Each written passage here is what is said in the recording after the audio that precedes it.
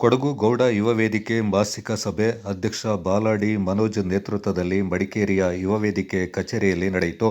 ಕೊಡಗು ಗೌಡ ಯುವ ವೇದಿಕೆಯ 27ನೇ ವರ್ಷದ 10 ಕುಟುಂಬ 18 ಗೋತ್ರದ ಗೌಡ ಜನಾಂಗದ ಕ್ರೀಡಾಕೂಟ ಮಡಿಕೇರಿಯಲ್ಲಿ ಆಯೋಜನೆಗೊಂಡಿದ್ದು, ಮೇ 1ರಿಂದ ಕಾರ್ಯಕ್ರಮಕ್ಕೆ ಚಾಲನೆ ನೀಡಲಾಗುತ್ತೆ. ಈ ಹಿನ್ನೆಲೆ ಕ್ರೀಡಾಕೂಟ ಹಾಗೂ ಕಾರ್ಯಕ್ರಮದ ಆಯೋಜನೆ ಹಾಗೂ ನಿರ್ವಹಣೆಯ ಕುರಿತು ಸಭೆಯಲ್ಲಿ ಚರ್ಚೆ ನಡೆಸಲಾಯಿತು.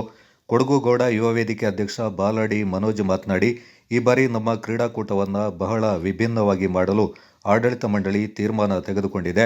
ಮಡಿಕೇರಿಯ ಜಿಲ್ಲಾ ಕ್ರೀಡಾಂಗಣದಲ್ಲಿ ಆಟೋಟಗಳು ನಡೀತಾ ಇದ್ದು, ಮೇ 1ರಿಂದ 16ರವರೆಗೆ ವಿವಿಧ ಆಟೋಟಗಳು ನಡೆಯಲಿವೆ. ಈ ಗೌಡ ಕುಟುಂಬಗಳ ನಡುವೆ ನಡೆಯುವ ಕ್ರೀಡಾಕೂಟದಲ್ಲಿ ಹಲವು ಕುಟುಂಬಗಳು ಭಾಗವಹಿಸಲಿರುವುದಾಗಿ ತಿಳಿಸಿದರು. ಗೌಡ ಯುವ ವೇದಿಕೆ ಕಾರ್ಯದರ್ಶಿ ರಿಷಿತ್ ಮಾದಯ್ಯ ಮಾತನಾಡಿ, ಕೊಡಗು ಗೌಡ ಯುವ ವೇದಿಕೆಯ ಕ್ರೀಡಾಕೂಟಕ್ಕೆ ದಿನಗಣನೆ ಆರಂಭಗೊಂಡಿದ್ದು, ಎಲ್ಲ ರೀತಿಯ ತಯಾರಿಯನ್ನು ನಡೆಸಲಾಗ್ತಾ ಇದೆ ಎಂದರು.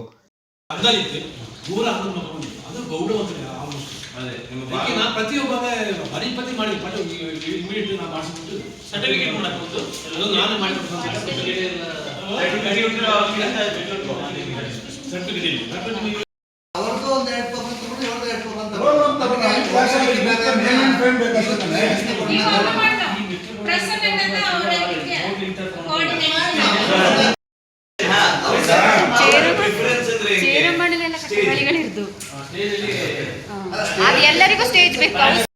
ಸಭೆ ಹೇಗೆ ನಾವು ಅಲ್ಲಿ ಕಾರ್ಯ ಮಾಡಿದೋ ಅದೇ ರೀತಿ ಕಾರ್ಯಕ್ರಮಕ್ಕೆ ಅಲ್ಲಿ ಪೂರ್ಣ ರೀತಿಯ ಸಹಕಾರ ಕೊಟ್ಟವೆ ಅಂತ ನಾವು ಹೇಳೋಣ. ಹಾಗೆ ಅಲ್ಲಿ 8